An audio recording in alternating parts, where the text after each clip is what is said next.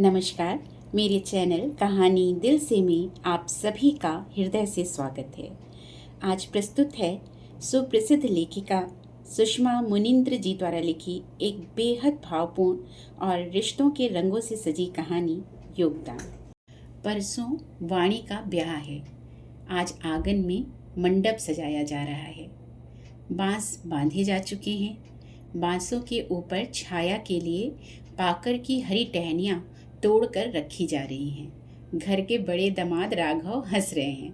मंडप की ऊंचाई कुछ अधिक रखी है ना, दूल्हा लंबा है, ऊपर से मोर भी बांधेगा, कहीं कमर झुकाकर फेरे ना लेने पड़ जाएं बेचारे को।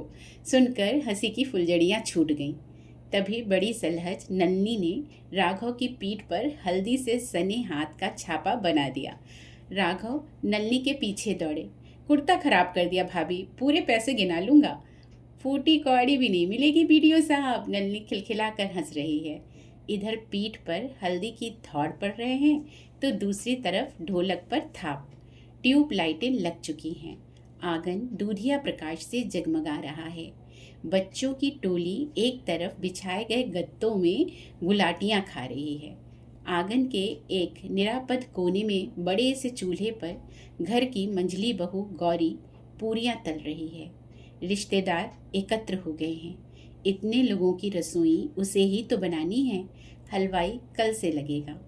बड़े बेटा बहू संजय, नलनी, छोटे बेटा बहू संदीप, जयमाला, बड़े बेटी दामाद गणेशी, राघव, मंझले बेटी दामाद प्रभा, ओंकार आज सुबह आए हैं। अम्मा चगन मगन हैं। सबसे छोटी पुत्री वाणी के हाथ पी लेकर दायित्व मुक्ति का संतोष चेहरे से स्पष्ट झलक रहा है। बाबूजी आगंतुकों में व्यस्त हैं और अम्मा कमर पर हाथ धरे आंगन में डोलती फिर रही हैं, आदेश निर्देश दे रही हैं। जयमाला, भीड़ भाड़ है, तुम्हारा बच्चा 5 महीने का है, काम में ना जुट जाना, उसे देखना। अपनी लाडली नंद के ब्याह में मुझसे खाली बैठा जाएगा क्या अम्मा? बच्चा पहले, काम तो होता रहेगा। जयमाला ने मुक्ति की सांस ली। और हाँ नलनी, कल वाणी के हाथ पैर में मेहंदी तुम्हें ही लगानी है। इसे ब्यूटी पार्लर भी ले जाओगी ना? मेकअप का सामान भी खरीदना है। तुम सामान खरीदना खूब जानती हो। इसके सैंडल तो अभी तक नहीं आए। अम्मा, मैं सब कर दूंगी, कसर नहीं उठा रखूंगी। क्यों फिक्र करती हो? नलनी को बाजार भेज दिया जाए तो वो पूरा बाजार खंगाल कर दिन अस्त होने पर ही बहुरती है। अपना रुचि का काम पाकर वो खुश हो गई। अरे गणेशी, प्रभा, तनिक सुनो तो, अभी कई जगह कार्ड नहीं बटे हैं। कल सुबह तुम लोग नहा धोकर निकल जाना। अभी तक कार्ड नहीं बटे अम्मा? यहाँ का काम तो बड़ा ढीला पोला है। गणेशी ने कपाल पर हाथ मारा। सब राम भरोसे चल रहा है बिटिया। ये संजीव और गौरी तो ऐसे निठल्ले हैं कि इनसे कोई काम ही नहीं होता।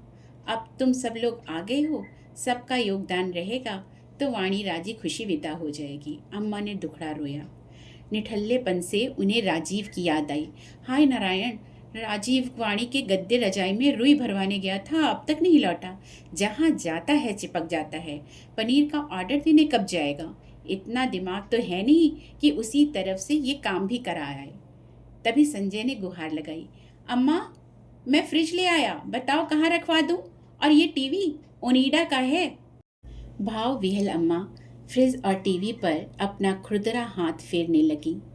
कहाँ सोचा था कि वाणी को इतना कुछ दे पाऊंगी। संजय और संदीप ने सब संभाल लिया। संजय थानेदार है, संदीप सब इंजीनियर और एक है श्रीमान संजीव मिश्रा, प्राइवेट स्कूल में पीटी मास्टर। अम्मा की तो लुटिया ही डुबो दी। शेष कसर पूरी कर दी गौरी ने। न सूरत, न शक्ल, न दहेज। संजीव अपनी साधारण पत्नी से संतुष्ट है तो रहे, अम्मा कैसे हो जाएं? उन्हें अच्छे बुरे की परख है, इसीलिए संजीव और गौरी पर दृष्टि पड़ते ही मुख मुद्रा विकृत हो जाती है। वे निकट खड़ी बुआ को बताने लगी। संजय फ्रिज दे रहा है, संदीप कलर टीवी, अभी जाने कितना खर्चा होगा बेचारों का। प्रभा गर्व से बताने लगी। मैं स्टीरियो सिस्टम दे रही हूँ। हैसियत तो इतनी नहीं है, पर वाणी का ब्याह क्या बार बार होगा? सच्ची, मैं तो डाइनिंग टेबल दिए दे रही हूँ। अरे देने का दिल होना चाहिए, दिल। गणेशी ने दाएं हाथ से 2 बार सीना ठोका। और गौरी क्या दे रही है? बुआ पूछने लगी। देगी क्या?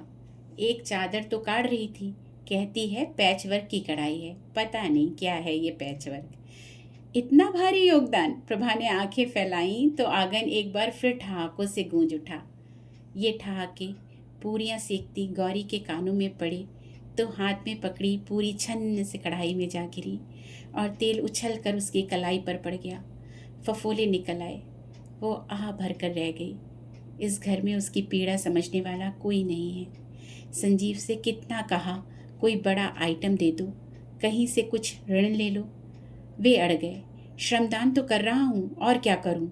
महीना भर से झोला लटकाए बाजार दौड़ रहा हूँ, और तुम अचार, बड़ी, पापड़, साड़ी के फॉल में माथा पच्ची कर रही हो। ये कुछ नहीं? नहीं, योगदान वो अच्छा जो ऊपर से दिखे। ना दिखे, मैं ऋण नहीं लूँगा बस। ना ले, सुनाया तो उसे ही जा रहा है ना। खुद तो सुबह से ना जाने कहाँ गायब है। फिर सच तो ये है, उसे स्वयं भी चादर देने में लज्जा आ रही है। वो चादर के साथ में वो एक साड़ी जो उसे मामा के घर में मिली है दे देगी, और एक जोड़ी पायल भी। अपनी इज्जत अपने हाथ होती है। अम्मा जी, आज चाय वाय मिलेगी या नहीं? पुरुषों के समूह से ओंकार का स्वर उभरा। अभी बनवाती हूँ, कहकर अम्मा अपने स्थान पर खड़ी खड़ी गौरी की ओर घूमी। गौरी, तनिक उठ जा, हाथ पैर चला। सब सुबह से काम में लगे हैं और तुझे इतना होश नहीं कि चाय बना दे। चल, बाकी पूरियां बाद में सेकना। गौरी की विचार श्रृंखला टूटी। सिटपिटा कर बोली, कितने कप बनाऊं अम्मा? 15-20 कप। और कितना? चाय हम भी पियेंगे। हम भी, बच्चे उचक उचक कर कहने लगे। वैसे तो ये लोग चाय पीते नहीं, पर आज पी लेंगे आधा आधा कप। 2-4 रोज मौज कर लें। नलनी का समर्थन मिल गया तो बच्चे नारेबाजी करने लगे।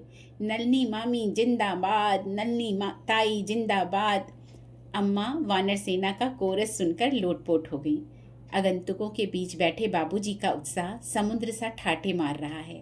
बार बार दोहरा रहे हैं, एक नाथ मजिस्ट्रेट है, बड़े भले लोग हैं, दान दहेज की मांग नहीं की, बोले जो इच्छा हो दे दीजिए। वाणी बड़ी भाग्यवान है जो इतना अच्छा घर वर मिल रहा है। समझ लीजिए घर बैठे रिश्ता आ गया। संजीव की खोज में बाबूजी कैसा मुंह फाड़ कर कह रहे हैं कि घर बैठे रिश्ता आ गया है।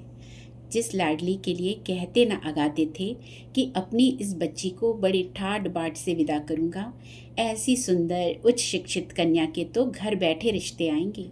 उसी रूपवती कन्या के लिए वर ढूंढने निकले तो जूते घिस गए। जहाँ भी जाते दहेज की बात पर बात अटक जाती। बाबूजी निराशा की गहरी खाटी में लुढ़कते ही चले जाते यदि संजीव अपनी कर्मठ भुजा बढ़ाकर उन्हें ऊपर ना खींच लेता। गौरी के साथ उसके मामा की पुत्री के वैवाहिक आयोजन से लौटा तो एकनाथ पांडे का प्रसंग उसके मस्तिष्क में छाया हुआ था। बाबूजी, आयोजन में एकनाथ आया था, अभी अभी सिविल जज हुआ है, आप पत्र व्यवहार कीजिए, मैं पता ले आया हूँ। हाँ बाबूजी, लड़का बहुत अच्छा है, मुझे लगता है यहाँ बात बन जाएगी। एकनाथ के पिता नहीं हैं, बस माँ और विवाहिता बहन श्यामा है। गौरी ने पति का अनुमोदन किया। बाबूजी को अपने इन निठल्ले बहू बेटे की बात पर विश्वास तो ना था, लेकिन वे ऐसे कृपाण भी ना थे कि एक अंतर्देशी पर वह ना करते। आशा पत्रोत्तर की भी ना थी और कहाँ एकनाथ ने वाणी को देखने की तिथि भी लिख भेजी। अविश्वास से अम्मा का मुंह फटा का फटा रह गया। आनन फानन में संजय नलनी को बुलवा लिया। गौरी रसोई संभालेगी, कोई बाहर संभालने वाला भी चाहिए। और फिर गौरी और संजीव को बड़े लोगों के बीच बैठने का शऊर भी तो नहीं। संजय नलनी संभाल लेंगे, पहला प्रभाव अच्छा पड़ना चाहिए। नलनी ने अपनी बहुमूल्य गुलाबी साड़ी और सफ़ेद मोतियों का सेट पहनाया वाणी को।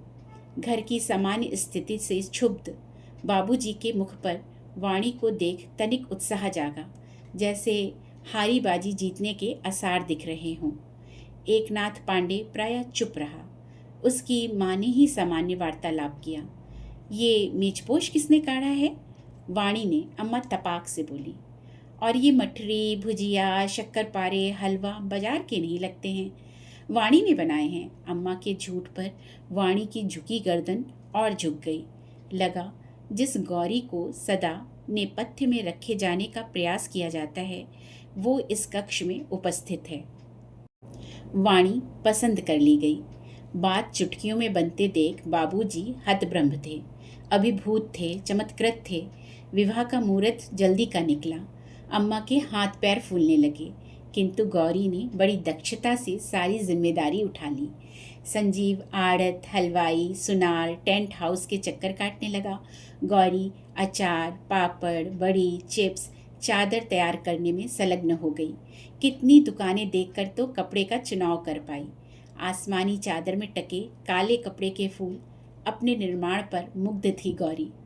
दूसरे दिन सुबह से मंत्र पूजा की तैयारी होने लगी। संजय और संदीप लाइट अरेंजमेंट और पंडाल की व्यवस्था देख रहे थे। दामाद तो ऐसे अवसर पर ठाठ भोंकने आते हैं। अधिक से अधिक व्यवहार में आने वालों लिफाफों और उपहार की सार संभाल कर देंगे। किसने क्या दिया इसकी सूची बना देंगे। ललनी वाणी को ले ब्यूटी पार्लर खिसक गई। दोनों जीजियां कार्ड बांटने। जयमाला के कंधे पर नन्हे शिशु का भार था। ऊपर से जेठानी और नंदे अपने बच्चों को नहलाने धुलाने और नाश्ता देने का वृहद काम उसे ही सौंप गई थी। एक गौरी ही बची थी। नहा धोकर पाकशाला में घुसने लगी तब उसे ध्यान आया अभी चादर साड़ी पायल अम्मा को दे दे तो वे सहज कर वाणी के बैग में रख देंगी। फिर उसे रसोई से अवकाश नहीं मिलेगा। वो तत्परता से सामान निकाल लाई। अम्मा, ये वाणी को दे रही हूँ, देखो ठीक है ना। मन तो बहुत कुछ देने को है पर हैसियत, अब हैसियत ना सुना, ये भी रख ले, वाणी के लिए कमी नहीं है। अम्मा ने प्रक्षेपास्त्र दागा। एक नलनी और जयमाला है, नंद के लिए खर्च किए बिना इनसे रहा नहीं जाता। भाई तू ये भी रख ले, मैं निठल्लों से आशा नहीं करती। गौरी दीनता की मूर्ति बनी, कुछ देर सामान लिए खड़ी रही, फिर अम्मा के सामने रख रसोई में जा घुसी। सांझ घिरते तक नलनी और जयमाला वाणी के हाथों में मेहंदी लगाने बैठ गई। लगे हाथ अपने भी हाथ रचा लिए। बच्चों के हाथों में बेल बूटे सज गए। अम्मा ने गौरी को पहले ही समझा दिया था, गौरी तू मेहंदी रचा के ना बैठ जाना, काम बहुत है। तू यहाँ रहती है, तुझे ही मालूम है कौन सी चीज़ कहाँ रखी है। मेहंदी घुली रखी रहेगी, विदा के बाद लगा लेना। विवाह के दिन गौरी चकर घिन्नी सी घूमती रही। उधर संजीव शाम 5 बजे तक भी नहीं नहा पाया था। उसको मैला कुर्ता पैजामा पहने देख गौरी बोली थी, नहा लो, शेव कर लो, धुले वस्त्र पहन लो। संजीव और संदीप भैया को देखो कैसे बने ठने हैं। अरे हमारा सजना धजना कौन देखेगा, लड़की का भाई हूँ, दूल्हे का मित्र नहीं जो सुबह से सूट टाई बांधने लगूं। अम्मा बीच में कूद पड़ी, हाँ हाँ, फिर ये कैसे पता चलेगा कि तुमने बहन के बिहार में बहुत काम किया है। जाओ तनिक खुलिया सुधार लो, बारात में बड़े बड़े अफसर लोग आ रहे हैं। और गौरी तू अब तक ये बाल छितराए घूम रही है, जा तैयार हो झटपट। अपनी नंदों जिठानियों से कुछ तो गुण सीख, सब तैयार हो रही हैं पर तुझे कुछ परवाह नहीं। तेरे दोनों बच्चों को गणेश ही ने तैयार कर दिया है, भूत बने घूम रहे थे। अम्मा एक ओर चली गई। गौरी का जी चाहा यहीं बीच मंडप में धम से बैठ जाए और जी भर के रो ले। वो भारी मन से हाथ मुंह धोने चली गई। जब तक बारात विदा ना हुई उसके पैर नहीं थमे। पुत्री को विदा कर रोती कलपती अम्मा एक कोने में ढह गई। नलनी, जयमाला, गणेशी, प्रभा अपने इधर उधर बिखरे कपड़े लत्ते जूते चपले सहजने बटोरने लगी। 1-2 दिन में उन्हें जाना होगा और फैले घर में सामान ढूंढना क्या कम श्रम साध्य होता है।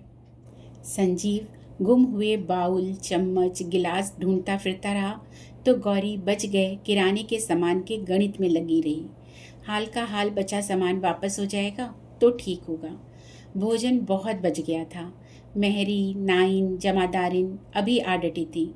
गौरी को ही माथा खपाना पड़ा। बाथरूम रगड़ना धोना था सो अलग। वहाँ इतनी फिसलन हो गई थी कि बाबूजी फिसलते फिसलते बचे। लापरवाही व सफाई पर बहुत देर तक बोलते रहे। उधर रात के गरिष्ठ भोजन से उकताए बुजुर्ग अतिथि ताजे दाल चावल खाने की इच्छा व्यक्त कर रहे थे। सुख दुख का अनुभव समेटे वाणी ससुराल पहुंची तो रात हो चुकी थी। परछन के बाद उसे घर के भीतर ले जाया गया। दूसरे दिन सुबह से ही कथा व भोज की तैयारी होने लगी। अफरा तफरी मची थी। पूरे गांव को भोज दिया जा रहा था। पंगत बैठ चुकी थी। तभी एक नाथ की माँ दांत पीसती हुई बोली, ये लो अचार खत्म, अब क्या परोसे? अपना मूड? कहती थी ना, बच्चों की पहुँच से ऊपर रखो बरनियाँ, पर यहाँ तो 4 दिन पहले से अचार खिलाया जा रहा है। अब नाक गई। श्यामा फुसफुसाई, अम्मा, बहू के साथ अचार आया है, उसे क्यों नहीं परोसवा देती? अम्मा की जान में जान आई। कथा के बाद वाणी को जिस कमरे में बैठाया गया था, दहेज का सारा सामान वहीं ठुसा था। अम्मा अचार की बरनियाँ ढूंढने वहीं पहुंची। आम के अचार की बरनी खोली। वाह, क्या बढ़िया खुशबू है। बहू, गौरी ने बनाया है अचार? जी हाँ। वाह, बहुत बढ़िया अचार बनाती है। सिंघाड़े का, सेम का, आलू का, उसका बस चले तो घास फूस का भी बना डाले। और ये पापड़ कितने पतले बने हैं, उसी ने बनाए होंगे। बड़ी निपुण है गौरी। अभी कुछ दिन पहले मामा के घर ब्याह में मिलना हुआ, तब उसकी फुर्ती देखी मैंने। सारा काम संभाले हुए थी, वरना आजकल के नातेदार अपनी साज सज्जा और मेजबान की नुक्ताचीनी ही अधिक करते हैं। यहीं देख लो, काम कम हो रहा है, हाय तौबा अधिक मची है। अम्मा बरनी लेकर चली गईं। वाणी के सामने प्रश्न चिन्ह छोड़ गईं। ये लोग गौरी भाभी को कैसे जानते हैं? उन्होंने तो कभी नहीं बताया इन लोगों से कुछ संबंध है। नववधू के संकोच के कारण वो किसी से इस विषय में पूछ न सकी। कहीं कह ना दें तुम्हें ये भी नहीं मालूम। खाना खाने के बाद उसे नींद आ गई। सांझ ढले उसे श्यामा ने जगाया। वाणी, पेटी से कोई चादर निकाल दो, बिछा दूं। तुम्हारा कमरा तैयार कर रही हूं ना। वाणी ने श्यामा को बॉक्स की चाबी थमा दी। 2 बॉम्बे डाइंग की चादरें थीं और एक गौरी की दी हुई। श्यामा ने वही आसमानी चादर निकाल ली। कितनी सुंदर है, रेडीमेड है? नहीं, गौरी भाभी ने बनाई है। कितनी सफाई है गौरी के हाथों में। यहाँ भी उसके हाथ से सुई धागा छूटता नहीं था। श्यामा चादर में टके फूलों को बारीकी से देखती हुई चादर लेकर चली गई। वाणी को रह रह कर क्रोध आ रहा था गौरी पर। अजीब मूर्ख है, बस मुंह सिए बैठी रहेगी, बता नहीं सकती थी कि यहाँ उनका कैसा रिश्ता है। वाणी क्रोधावेश में भूल रही थी कि उन लोगों ने गौरी को कुछ बताने का अवसर ही कब दिया। वो तो सबकी सुन सकती है, बोल नहीं सकती। बोली कि व्यंग बाणों का मौलिक कोश खुला। वो और उसके मायके वाले सदैव दोयम दर्जे के प्राणी समझे गए। वो बेचारी कुछ बताती तो कैसे, और सुनता कौन? वाणी सुहाग कक्ष में ले जाई गई। देखा, सुहाग सेज पर बड़ी आन बान शान से वो आसमानी चादर बिछी थी। वाणी को वितर्षणा सी हुई। जहाँ देखो वहाँ ये चादर ही दिख रही है। उसका जी चाहा इस 2 टके की चादर को खींचकर हटा दे और दूसरी चादर बिछा दे, पर ऐसा कर ना सकी। एक नाथ कमरे में आया तो उसकी दृष्टि सबसे पहले चादर पर ही गई। उसकी समझ में नहीं आ रहा था बात कहाँ से आरंभ करे। वो चादर ही जैसे श्री गणेश करने का माध्यम बन गई। बड़ी सुंदर चादर है, श्यामा दीदी बता रही थी कि गौरी ने बनाई है। गठरी सी बनी वाणी ने स्वीकृति में गर्दन हिलाई। क्या मुसीबत है, मधु यामिनी का श्री गणेश भी इस चादर प्रसंग से ही हो रहा है। ओह, बहुत सुंदर चादर है। एक नाथ वाणी के निकट बैठकर चादर के फूलों पर हाथ फेरने लगा। पर गौरी कहाँ अंतर्ध्यान थी, एक बार भी नहीं दिखी। तुम्हें देखने आया था तब भी नहीं, ब्याह में भी नहीं। कम पढ़ी लिखी है, इसीलिए लोगों के सामने आने से झिझकती है। नन्नी भाभी और जयमाला भाभी को ही बाहर का संभालना पड़ता है। ये गौरी है ही झिझक वाली। बेचारी को आगे पढ़ने का अवसर नहीं मिला, वरना अंक बुरे नहीं लाती थी। स्कूल में मैं और वो कुछ साल साथ पढ़े हैं, कहकर एक नाथ ने प्रसंग बदला। तुम्हारे रूप, लावण्य और दहेज की खूब सराहना हो रही है। बाबूजी ने नाहक इतना कुछ किया। उनकी आर्थिक स्थिति क्या हमसे छिपी है? सिर पर ऋण चढ़ा लिया होगा। नहीं तो मेरे संजय भैया और संदीप भैया का भरपूर योगदान था। ऋण क्यों लेते? कैसा योगदान? फ्रिज संजय भैया ने, टीवी संदीप भैया ने, स्टीरियो प्रभा जीजी ने, और गौरी ने। ये चादर देख तो रहे हो, उनसे उम्मीद ही नहीं करते हम लोग। वाणी ने स्वर को पर्याप्त नियंत्रित किया, पर व्यंग उभर ही आया। एकनाथ कुछ देर अपनी सद परिणीता पत्नी को निहारता रहा। तत्पश्चात बोला, सबसे बड़ा योगदान तो गौरी का है वाणी। वो मेरे दूर के रिश्ते की बहन है। रिश्ता तो ऐसा गहरा नहीं है, पर वो सबको अपना बना लेती है। परिश्रमी ऐसी है कि उसने कभी तुम लोगों को कभी शिकायत का अवसर नहीं दिया होगा। जिसके भी घर जाती है काम संभाल लेती है। अभी कुछ दिन पहले वो अपने पति के साथ अपने मामा की बेटी के विवाह में आई थी। मैं भी अम्मा को लेकर गया था। कितनी दुर्बल हो गई है गौरी, हंसकर कहने लगी। दुबली कैसे ना हो जाऊं, गृहस्थी चलाना हंसी खेल नहीं है। अब तुम भी गृहस्थी बसा लो एकनाथ। कहो तो एक अच्छी सी लड़की बताऊं। मेरी नंद है वाणी, रूपवती, गुणवती, बुद्धिमती। बाबूजी अधिक दहेज नहीं दे पा रहे, वरना लड़की तो हीरा है हीरा। जिसके घर जाएगी स्वर्ग बना देगी। तुम उसे एक बार देख लो तो मना नहीं कर पाओगे।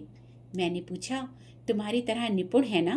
कहने लगी, मैं तो उसके सामने कूड़ा करकट हूँ। उसे देख लो वरना बाद में पछताओगे। और हाँ, दहेज के लिए लाड़ ना टपकाने लगना, वरना मैं द्वार से ही कह दूंगी, आगे जाओ बाबा। कहकर हंसने लगा एकनाथ। ऐसी मस्खरी करती है कि पूछो मत। गौरी भाभी हास परिहास भी जानती हैं। वाणी चकित हुई। उसने तो उन्हें सदैव मरी बछिया की भांति मुंह लटकाए ही देखा है। एकनाथ आगे बोला, गौरी ने तुम्हारा ऐसा विस्तृत वर्णन किया कि मैं तुम्हें देख लेने का लोभ संवरण न कर सका, और जब देखा तो देखते ही ढेर हो गया। पहली नज़र में ही अपना दिल हार बैठा। लगा गौरी ने तुम्हारा वर्णन ठीक ही किया था। और जब तुम्हारा बनाया मेजपोश देखा, गुजियाँ खाई, तो लगा जैसे मुझे मेरा अभिष्ट मिल गया। गौरी ने तुम्हारे बाबूजी की आर्थिक स्थिति पहले ही बता दी, अतः दहेज मांगने का तो प्रश्न ही नहीं था। वाणी को जैसे काट मार गया। जीवा तालू में चिपकी जा रही थी। एकनाथ ने निकट खिसक कर उसके प्रकंपित हाथ थाम लिए। ये क्या, इतना घबरा क्यों रही हो? मुझसे डर रही हो क्या? भाई, मैं बड़ा सज्जन व्यक्ति हूँ, एकदम सीधा सरल निष्कपट, ग्रामीण परिवेश में पला बढ़ा। इच्छा थी गौरी जैसी सीधी सरल घरेलू पत्नी मिले, जो अपने दो दक्ष हाथों से मेरे घर को संवार दे। पत्नी चुनने के मापदंड प्रत्येक व्यक्ति के भिन्न भिन्न होते हैं। मुझे खुशी है कि तुम मेरे मापदंड में खरी उतरी हो। वाणी कुछ देर चुप बैठी रही, जैसे शब्द ही विलुप्त हो गए हों। फिर देह की समस्त ऊर्जा कंठ में संग्रहित कर किसी प्रकार बोली, पर गौरी भाभी ने कभी नहीं बताया कि इस विवाह के लिए उन्होंने प्रयास किया था। उसकी श्रेय लेने की आदत नहीं है। उसने पत्र लिखकर मुझे भी मना किया था कि तुम्हें कुछ न बताऊं, कहीं तुम ये ना समझ लो कि तुम्हें मैंने गौरी के दबाव में आकर पसंद किया है। ऐसे निष्कपट, निष्कलुष, निस्वार्थ लोग भी हैं इस धरती पर। वाणी निरुत्तर हो गई। क्या कहती? भाभी की सारी चेष्टाएं हमारे घर में बुरी तरह असफल सिद्ध हुई हैं। कोई भी उनसे प्रसन्न नहीं है। पत्नी को चुप देखकर एकनाथ मुस्कुराया। तुम सोच रही होगी, प्राणनाथ ये क्या ले बैठे?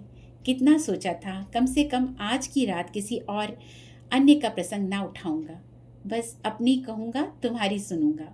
पर इस चादर ने सब गड़बड़ कर दिया।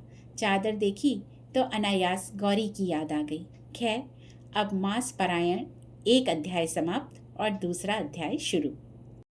वो बत्ती बुझाने के लिए उठ खड़ा हुआ। इधर वाणी गौरी के योगदान की समीक्षा में डूबी थी। अभी आप सुन रहे थे सुषमा मुनिंद्र जी द्वारा लिखी बेहद संवेदनशील और दिल को छू लेने वाली कहानी योगदान। आपको ये कहानी कैसी लगी, अपने विचार हमें कमेंट के माध्यम से ज़रूर बताइए। और ऐसी ही भावनाओं से भरी सुंदर कहानियाँ सुनने के लिए हमारे चैनल कहानियाँ दिल से को लाइक, शेयर और सब्सक्राइब करना ना भूलें। फिर मिलेंगे एक नई कहानी और नए एहसासों के साथ। तब तक के लिए दीजिए कहानियाँ दिल से को अनुमति। जय हिंद, जय भारत।